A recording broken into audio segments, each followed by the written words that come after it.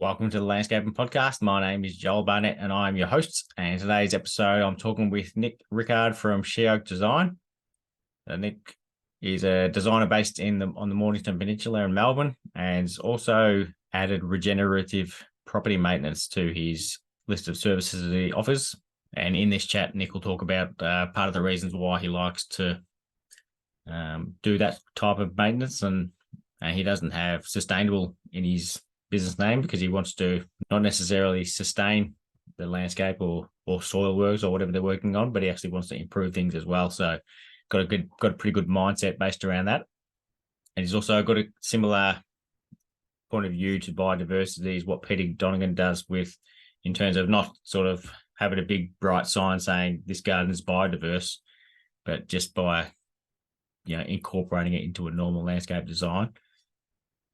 And not necessarily using purely indigenous plants, but just the plants that work to create habitat for animals and insects and various fauna. And he's also passionate about soil as well. So he talks about how he'd like to get involved in the landscape design process earlier so that we can work with architects and builders in possibly reusing or improving the soil rather than just digging it all out and bringing in new stuff. And Nick is also the co-host of the Australian Gardening Podcast with Liam Daly, and I was fortunate enough to be a guest on there, and they're on a bit of a spell at the moment while Liam moved, but it's an awesome podcast to go back and listen to, and hopefully they come back out with some more episodes shortly. But here is one with Nick, so hopefully you enjoy this chat with Nick Rickard. Nick, thank you very much for joining us on the Landscaping Podcast. My first question for you is, how did you start in the industry? Thanks very much for having me, Joel. It's been a long journey. So after I finished school, I, like a lot of young teenagers, wanted to make it in the music industry. But obviously you need to have an income to fund, touring, buying instruments and that sort of thing. So I always remember my dad being in the garden when I was younger, and I thought, oh, I may as well get a career in that sort of industry. So I applied for jobs at nurseries at the time, just sort of laboring, and then worked in dispatch for a little bit. So I was in that industry for about 3 years, and then met my wife to be while I was working there, and we got married and decided to travel for a year. And then I came back and felt like I still wanted to stay in the industry. I loved working outdoors, and I guess I think I was attracted to the landscape industry because of the variety initially. Most companies at the time they weren't just doing one particular thing. So I pursued a couple of companies to get an apprenticeship, and ended up working for Indigenous Gardens, which is down on the Mornington Peninsula.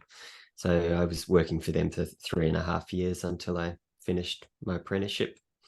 And then, like most people, figure if you want to make some money in this industry, you've kind of got to go out on your own, usually. So I managed to get a contract with a foreshore on the peninsula for maintaining basically 6 kilometers of foreshore. So they hired me for 2 to 3 days a week. And I thought it's pretty good to have guaranteed work for 3 days a week. So that's when I sort of jumped ship and went out on my own.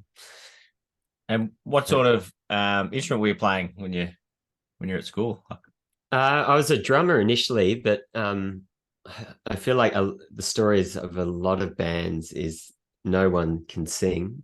So you figure out who in the band has a reasonable voice and can keep a decent pitch. So I ended up becoming the singer for a little bit, which is I'm not very comfortable up front, but yeah, it's sort of what I did for a little bit. So, and do you still do anything musically now?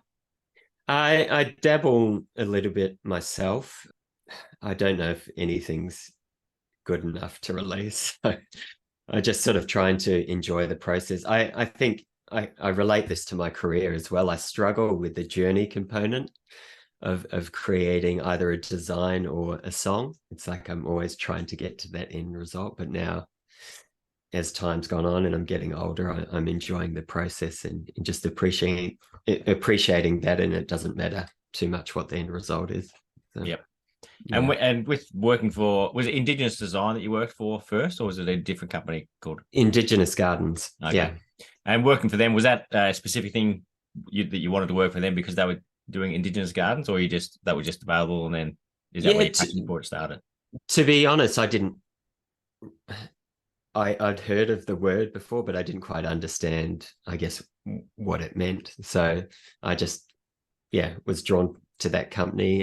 I met the owner, Phil Birchall, and he was a decent guy and seemed to have a real heart to teach people that were working for his company. So I jumped in there. They sort of focused a lot more on the soft landscaping side of things. Looking back, I probably should have maybe worked for a couple of companies before going out on my own to get a bit of experience in the hard landscapes as well. But yeah, it's easy in hindsight. Yeah, I reckon a lot of people say that though, but that you're never going to learn everything before you go out on your own anyway. So no matter if you did go and do that, there's still stuff that you could have learned before going out on your own. Yeah, definitely. And then when you were working for the council, was it? So were you doing other bits on the side on the other 2 days a week? Eventually. So I was actually working for the Foreshore Committee. Oh, okay. So they would apply for grants from council, and you'd sort of get bursts of money, and you'd have to spend it by a certain amount of time. So often I felt like a lot of money would just get frittered away and spent on work that really didn't have an impact, because a lot of the work was trying to eradicate weeds and stabilize the banks from erosion and that sort of thing. But to answer your question, I sort of started to meet people in the community, and sort of through word of mouth, I was able to get other jobs doing maintenance. I thought initially I was going to build a maintenance business, and it's sort of, as time progressed, someone asked you, can you build this retaining wall, or can you do this paving? And sort of the jobs expand from there. And so it sort of morphed into more construction from there. And is that where was the business called Sheoak Design from the start?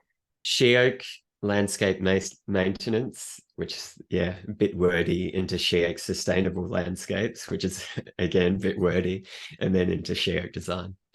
Yeah. So where did where the design start from?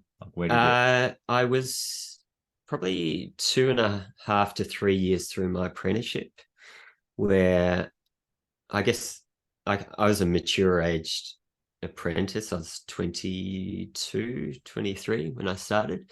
So I just thought I really need to learn as much as I can. So I enrolled at Swinburne in the Sustainable Landscape Design course. I was doing it with Ross Ubergay. I think that's how you pronounce his last name. Yeah, so we were in the same year level, and that most of that was virtual, and then probably twice a month you'd go into the TAFE to do face-to-face classes. So yeah. And then, so when did you start doing designs for yourself? Did they just come along, gradually when you were doing the construction and maintenance? Yeah. So initially I never charged for designs. It sort of was just, I was hoping if I gave a bit of a design, they would use my services to actually implement, which worked out okay, but you tend to spend quite a bit of time on design. So I realized you've got to charge even just a little bit for it, so they value your time. And I realized pretty early that I'm not great at multitasking. So that's sort of why I ended up moving into just doing design. I was like, when you're designing, project managing, looking after staff, it just, some people are great at that. That's not my skill set. So, well, you are a male, so that makes sense. Yeah. You don't do anything more than one thing at a time.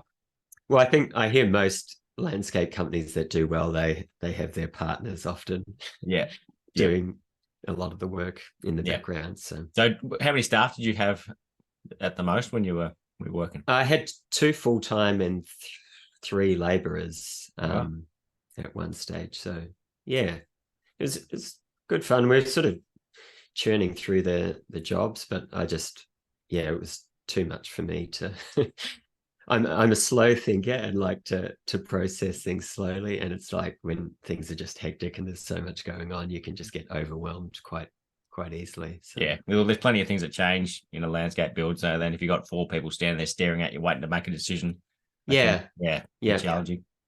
And it's sort of like I never had this experience of managing staff before. So you're sort of figuring it out how to motivate them.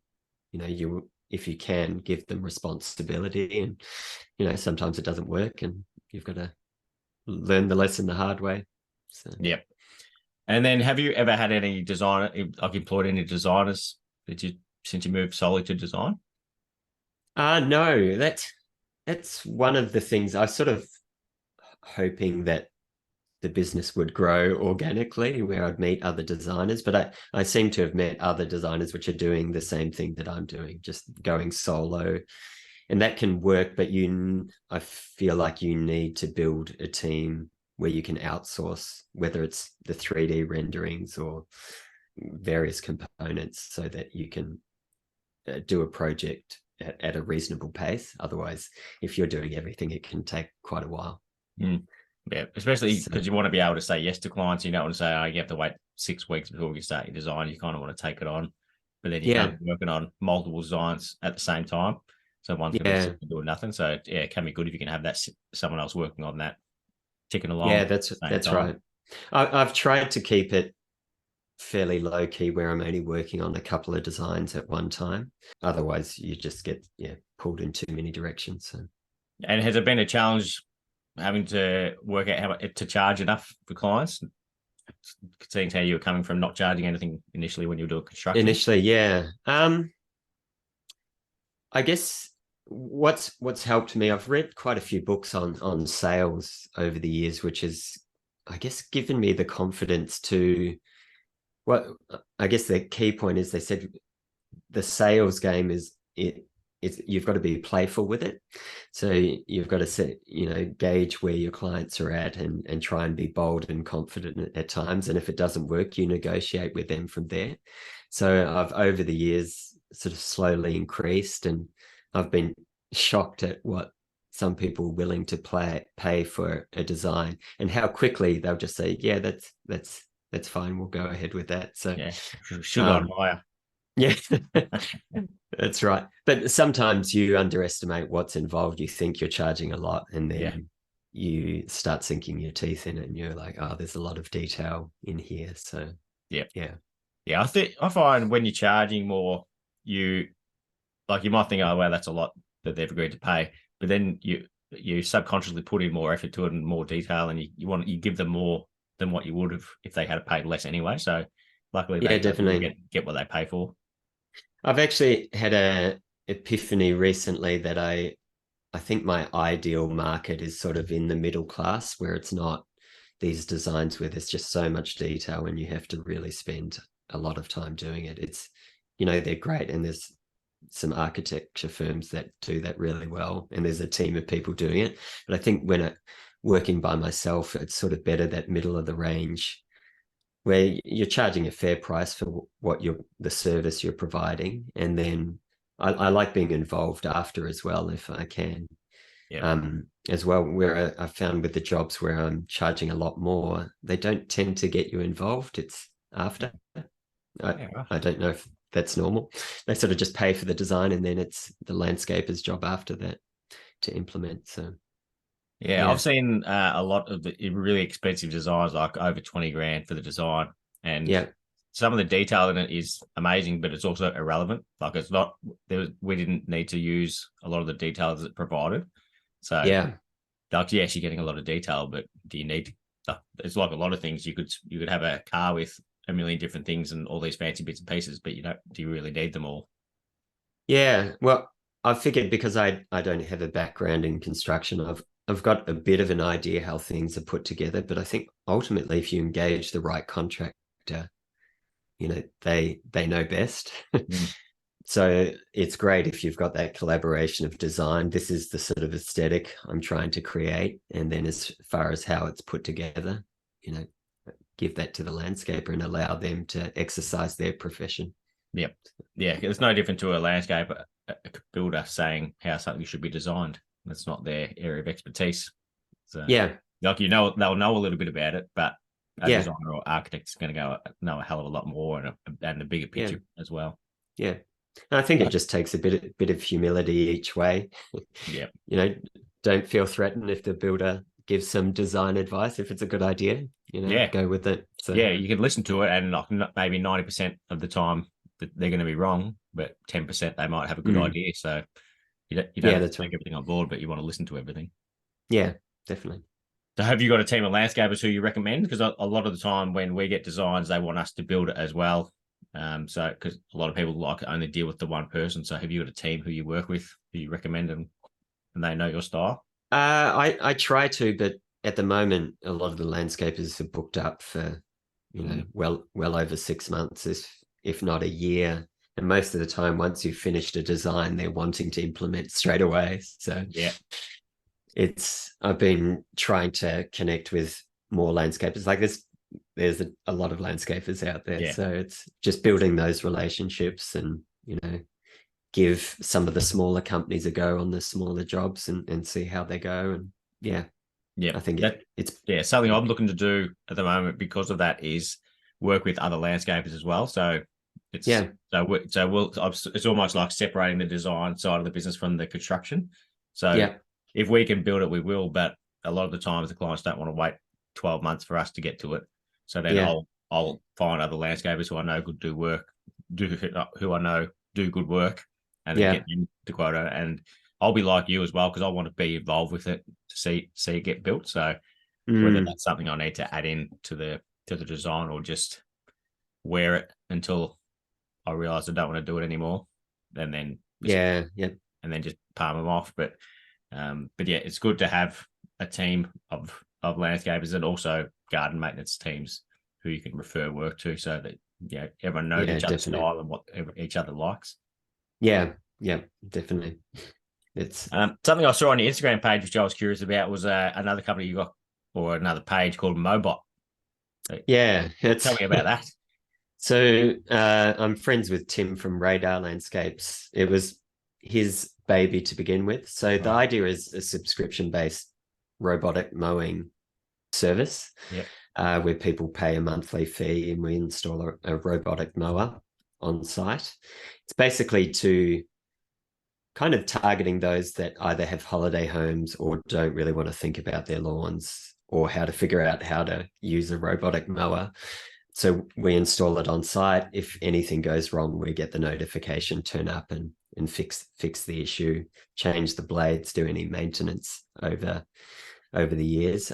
But we've realized it can be a hard sell, because obviously people can just go out and buy a machine themselves. But we're at the moment going to partner it with a maintenance business as well.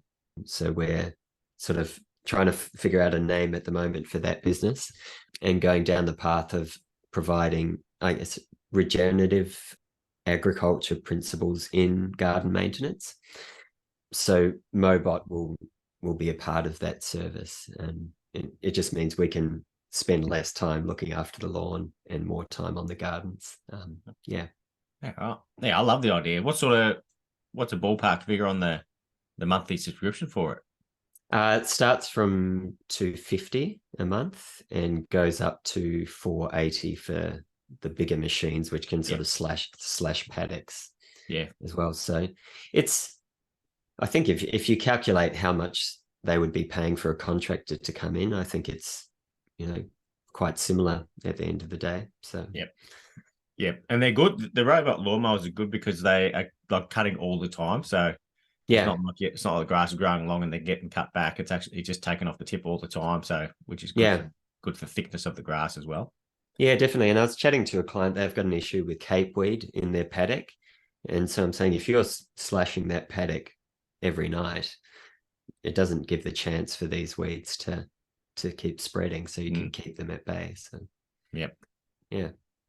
and you've also got the podcast that you done. I was fortunate to be a guest on with Liam Daly. So where did the idea come from starting that?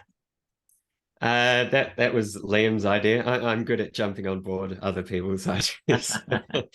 So he started the podcast a while ago, which was under his old company name. To be honest, I'm not sure the difference between that podcast and this one, but he just had a rebrand and renamed it the Australian Garden Podcast. So the idea is, I guess, Sunday afternoon slow chat with some of your mates and just sort of see where the conversation goes. So it is based loosely around gardening and native gardens specifically, but we're sort of wanting to explore, I guess, the philosophy of those we're chatting to and get to know them as a person as well a bit more. It kind of reminds me, I don't know if you know Joe Rogan's podcast, where it's kind of, he just chats to various personalities and it goes all over the place and then somehow it resolves at the end. Yeah. So that's kind of what we're trying to create. Yep. And you also do, I've heard you speak about whether you were going to do it, a movie one where you talk like doing the top 100 movies or something like that. Yeah, that's another friend of mine who he's very much into film, knows, I don't know, all the names of these actors, but we're going through the AFI, which is the American Film Institute top 100 films of all time, which I think their earliest film is like from 1992. So I think majority of them around the 1940s, 1950s. Right. So we're 5 or 6 films in, and it's a hard slog with some of them.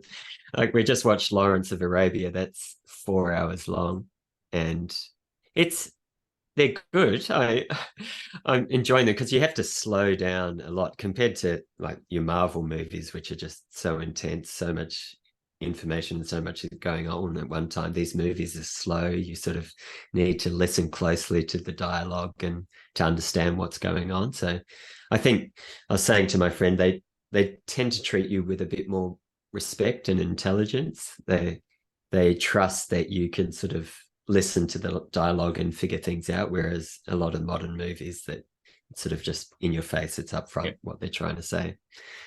So yeah, we're doing that at the moment once a week. We're trying to keep that consistent. So yeah, I love that idea, and it's also be interesting going back and looking at watching old movies and like you've done there, comparing them to the way things are done now. Yeah, I do think that art form has changed a lot, and possibly for the worse. I don't know, the art of telling a good story that can inspire people and not be so black and white with characters. Like often in modern movies, you've just got your villain and there's not a lot of complexity to them. Whereas I find in these older movies, there's characters like Gone with the Wind. I didn't really like the main characters at all. But then some people do like them because it's not black and white. There's a lot of complexity to the characters. So yeah, it feels like, I don't know what it would have been like back in the day because I wasn't alive back then, but it feels like these days they make movies to make money. Like that's for sure. That's all it's for.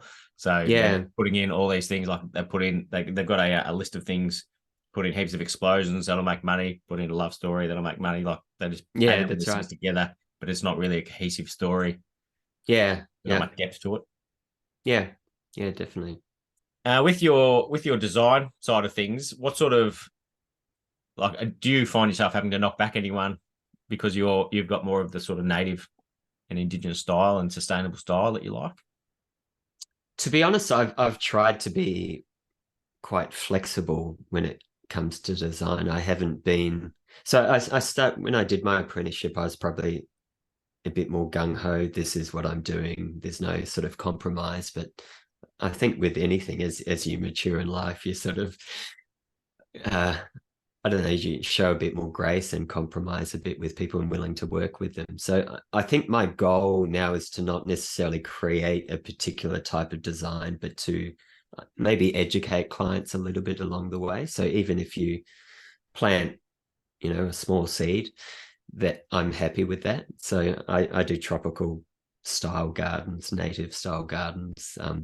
I do enjoy the native and Mediterranean style gardens probably more than any other, but I feel like I attract a lot of clients which just want tropical gardens. Yeah. I think mainly because they go on Pinterest, they see a lot of designs from New South Wales and Queensland, and they're like, I want that. So you've got to try and make it work. Yeah, I reckon in the last 2 months, we've had 3 people wanting tropical gardens as well. And there wouldn't have been 3 in the 2 years prior to that. Yeah. I think it's coming back in. Yeah. And I think there are some plants that you can use that grow well down here that give that sort of feel. Now, often it's just dense planting. So you plant a lot closer than you normally would, and it gives that sort of lush feel. Yeah, my last place was tropical, and there's heaps of plants you can have that like literally look tropical, not just pretending to be, but like the variegated shell ginger is one of the great ones. Yeah, that's and then there's even in shade you can have clivias. They've got the nice bright orange flowers. So there's so many plants, and there's even some natives you can use. None that I put in, but got no doubt there'd be a lot of natives you could use in that situation. Yeah, definitely. Yeah. But I like what you're doing with not sort of forcing people to head down the path that you would like, but you can do things subtly and just put things in that they're not aware that it's a sustainable plant, or it helps with the ecosystem of the garden. But you can just put that in as part of the design. So that's the best way to do it anyway, I think. And I think as long as there's a lot of variety, I think part of the issue is when you're just creating a monoculture of a handful of plants, that's when you don't have the biodiversity. But if you've got a lot of variety, you've got plants which are providing flowers and food for the bees and various insects, and coverage for birds, I think wildlife can adapt a little bit. It doesn't have to necessarily be strictly native for them to thrive in that environment. But a big sort of focus for me at the moment is focusing on the soil and trying to make sure you get that right, because ultimately that's your foundation. If you don't address the soil first, everything else is going to fail. And that can be a hard sell for clients because it's under the ground. They don't see the work being done.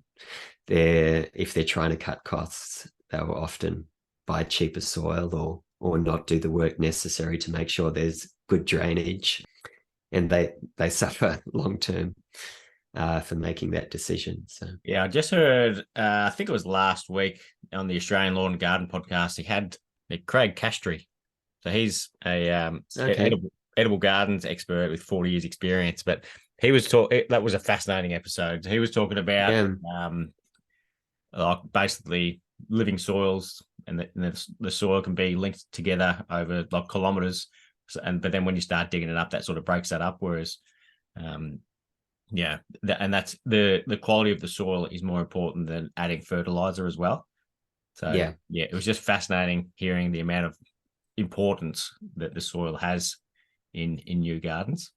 Definitely. I was chatting with an architect recently and seeing if there's the opportunity to create services where there's this collaboration from the start of landscape designer architect with the home architect, so that you can talk about, okay, what's going on with the soil, because often the site will get scraped, or the good topsoil gets removed from the site, and then you're having to bring the soil back in. But if you can at least have that conversation at the start and saying, all right, what is the condition of this soil?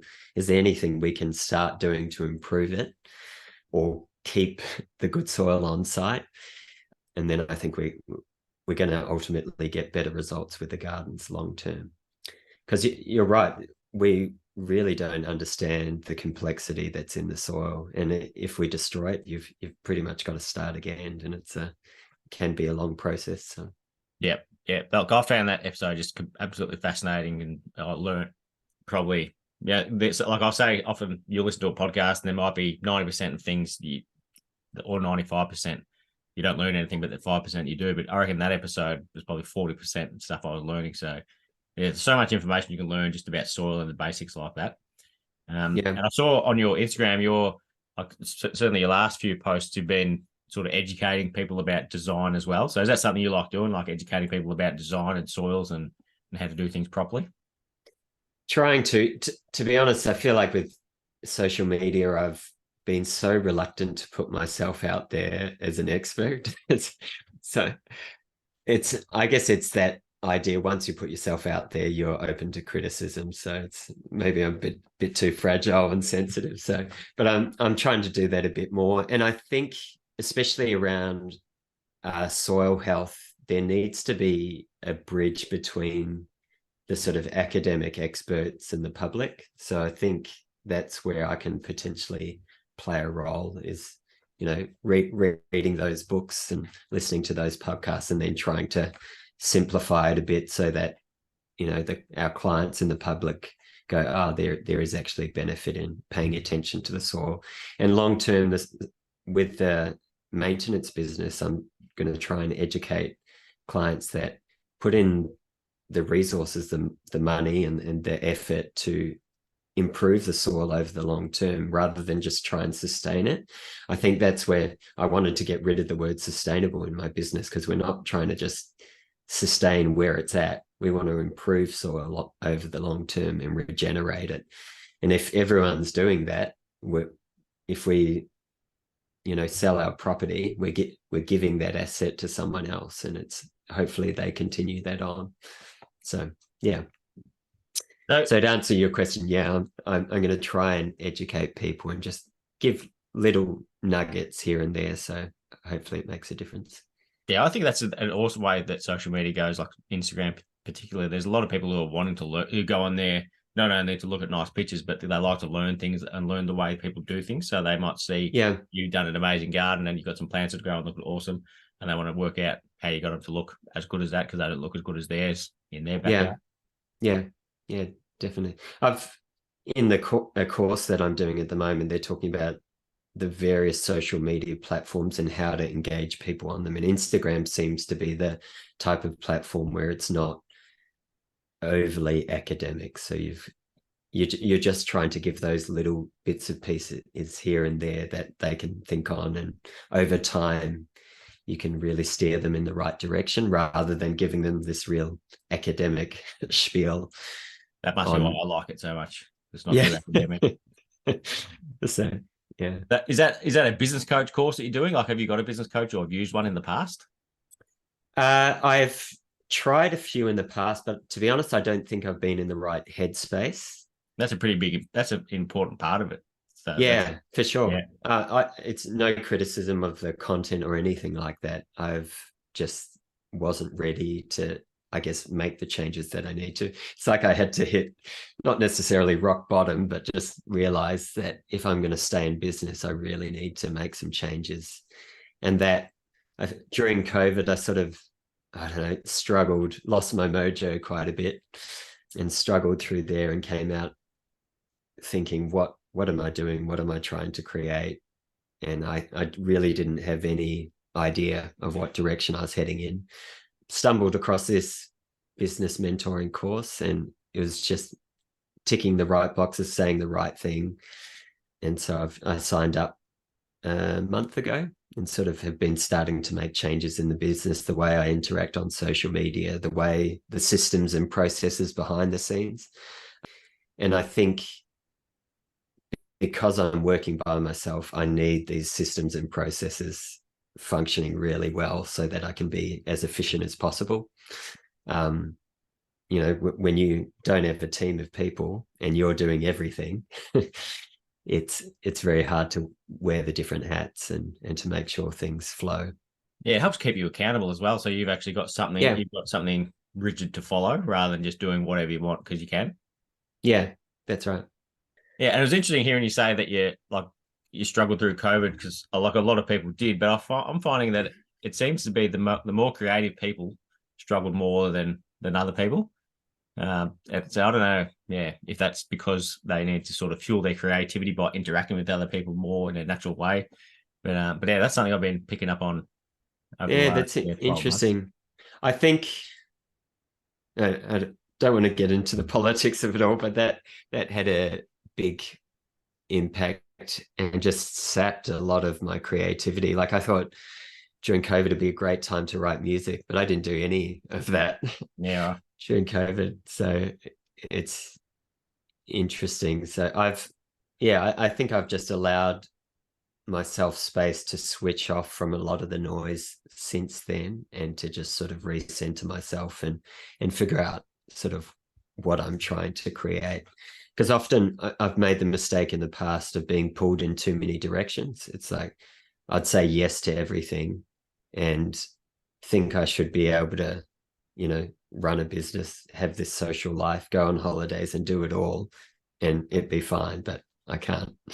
Like, I even before COVID tried to run a music festival to market my design business. And it's like, how can I do that as a sole trader, run that and still do design and work? You didn't call it Fire Festival, did you? Fire Festival? Yeah, isn't that one that went real bad in the US? That was. Oh yes, no. The festival was called Plantella. So, Nice. Did it happen?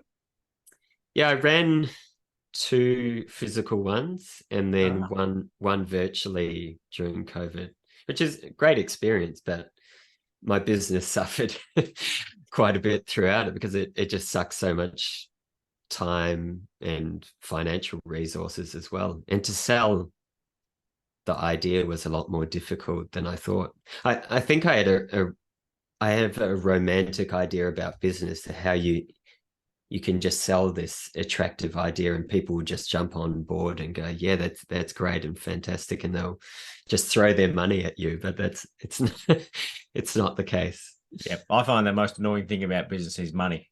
Like, there's a heaps of things I want to do, but everything costs money and doesn't necessarily make it any. But enjoy doing it. Yeah. So that's where now, going through this course, I'm trying to simplify things a lot more and I guess find out at the core what is my business about and how, what is my message and what's the most effective way of communicating that long term. Yeah. So. Yeah. And knowing that you can't do everything is a great place to start. Like, I'll get people asking me how I do all the different things I do. And my answer is, if I'm doing thing A, I'm not doing thing B or C well. Like, something, whenever you're doing one thing, other things are suffering. Yeah. So you've either got to have systems in place or just be aware that it's going to happen.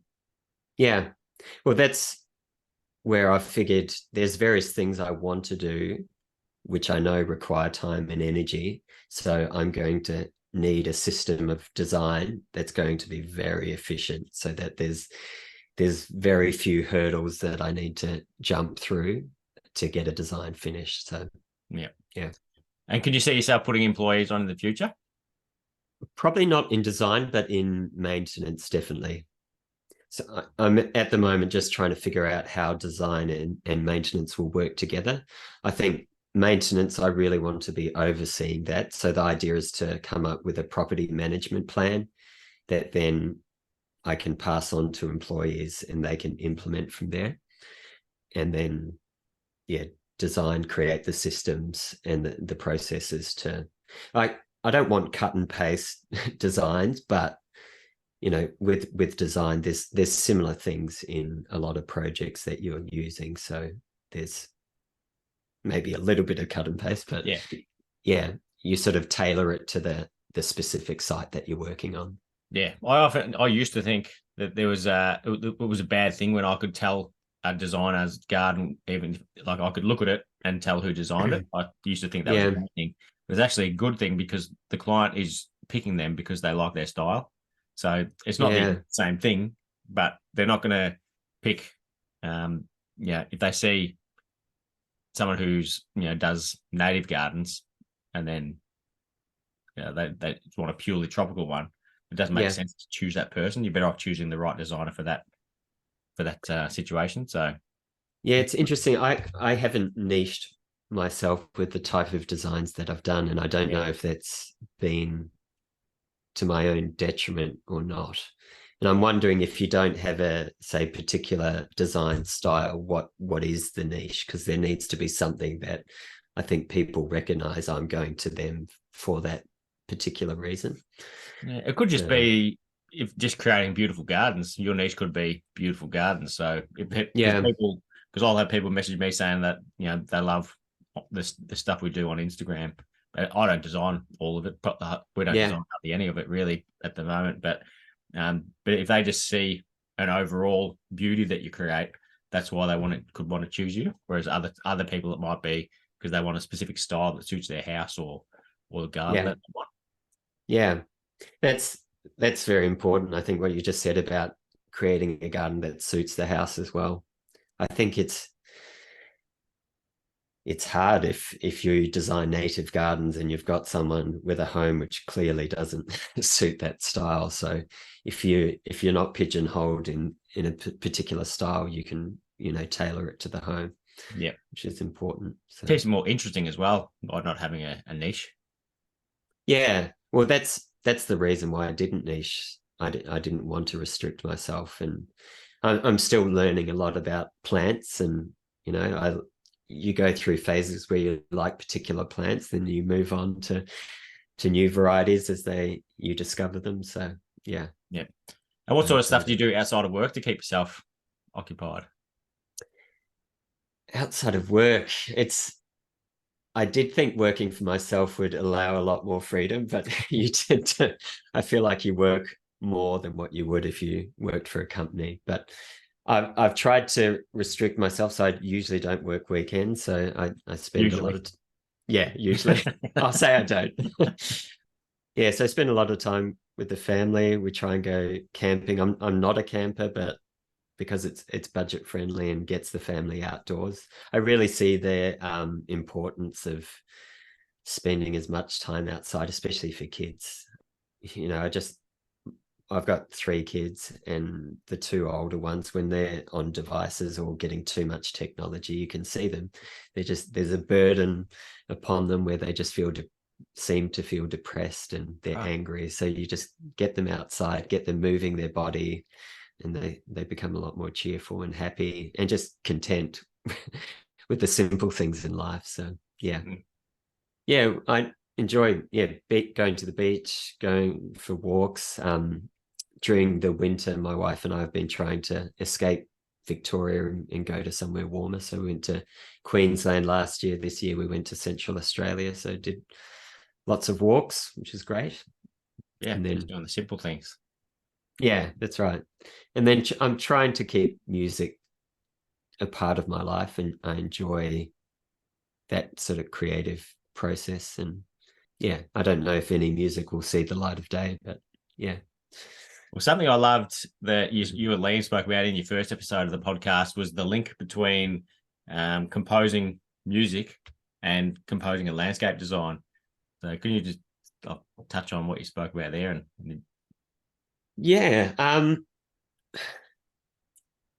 Well, I guess the idea with music, so the way I do it is you're layering. So you're starting with the various instruments. Usually my background's a drummer first, so I'll start with a drum beat, and then you build the bass guitar, then piano or guitar, whatever it is, and then you create the melody with singing. Same with the garden, you're sort of layering it. So it's, for me, I do it in reverse, start with the trees and then working my way down to the shrubs, grasses, and then ground covers from there. So it definitely is a similar sort of state of mind, and the creative process is quite similar. So, and the last question for you, Nick, is who do you think would be a good guest to have on the podcast? Does it have to be someone in the landscape industry, or do you venture out at all? No, I haven't got everyone on who's been recommended anyway. So if I think it's a terrible recommendation, I just won't contact them. But you could recommend who you like. Yeah. Well, at the moment, I've been listening again to a book called For the Love of Soil by Nicole Masters, and that's quite an academic book, but I think she does quite a good job of explaining it in fairly simple terms. But her story is quite fascinating. And another guy, Charles Massey, who's a regenerative farmer up in, I think it's New South Wales or Queensland. He's got his own podcast as well, but I think he's a great communicator, and he communicates in story, which I think a lot of people can engage with. So they're two people I'd What's his recommend. podcast called? I think it's called the Regenerative Gardening Farming Podcast, I think. I'll have to double check. I'll send it to you. Your creative name like mine. Yeah. I think simple's effective. It's clear. If people see it, they know what it's about. So, exactly. Yeah, I do like it's soil and regenerative gardens, and there's a word I can't think of, but it's quite popular at the moment. So there'll be a lot of people who will be interested to hear that side of things. And like I said, I was fascinated by the podcast where the Australian Lawn and Garden one where he's talking about soil. So I reckon people who would learn a lot by talking to those two people. For sure. And I actually, if you go into the whole climate change debate, I think this is the best solution that's out there, which isn't getting enough attention at the moment, because the whole idea is drawing the carbon back into the soil. And I feel like our politicians have all these grandiose ideas, but often it's the simple, less sexy options, which we should be paying attention. And I think we just need more and more people talking about it. So and if you get more people helping out with that, it's going to make a bigger impact, isn't it? Like, that's right. More, it's not a big, switch that's going to make a big difference, but it's just everyone do a little bits and pieces. It'll make a big difference. Yeah, that's right. Yeah, and no one makes a lot of money out of that, so that's why they probably don't promote it. Yeah, well, I'm also trying to figure out, a lot of that movement is in the farming space, and I'm trying to figure out, how can we apply it to the landscape industry, whether it's how we're growing plants, how as landscapers we're sort of nurturing the soil or enhancing it when we install a garden. So we did a job for someone I didn't know exactly what they do, but they were putting some amino acids on the plants, and it was generally for agriculture. There were certain fertilizers they were doing, and they used they're looking to go into the residential market, but they were trying it on their own garden, and their garden was phenomenal, one of the best I've seen. Amazing. It makes a huge difference, and it worked in both agricultural and residential. So there's a hell of a lot to learn on that side of things. Yeah, fantastic. Thank you so much for coming on, Nick. Absolutely loved chatting to you and loved listening to your podcast. Yeah, it was great fun. Thank you very much. Thanks, Joel. Take care. Well, that was good. Thank you for that. Yeah, good. That's all right. Got through it. Yeah, that's good. What's on the rest of the day? What's today? Monday. We were going to the beach with some family friends, but they cancelled this morning. So I'll probably just do some work. I've got one design which has been dragging on a little bit. It's sort of not normally in my wheelhouse. There's like a lot of technical structural drawings, which I've had to put together. And I find I just get bogged down in those. And like, you learn a lot out of it, but it just saps a lot of my creativity. Yeah, I think you're not enjoying doing it. Yeah, I prefer the plant heavy designs. Yeah, so I think in future I'll deflect or handball some of the structural elements off to someone else. So, yeah, it's funny because I find I like putting the plants in, but I find it hard choosing the right plants that are going to get the right sun next to these other ones, and this one's going to shade it too much. So it makes me ages doing the plants, but that's why we've got a landscape architect now, so she does it. So. Yeah, fantastic. Yeah, very good. All right. There'll be a few weeks before this comes out. But, awesome. Thanks. Thanks very much for coming on. Great to chat. We'll catch up again. I'll see ya. See ya.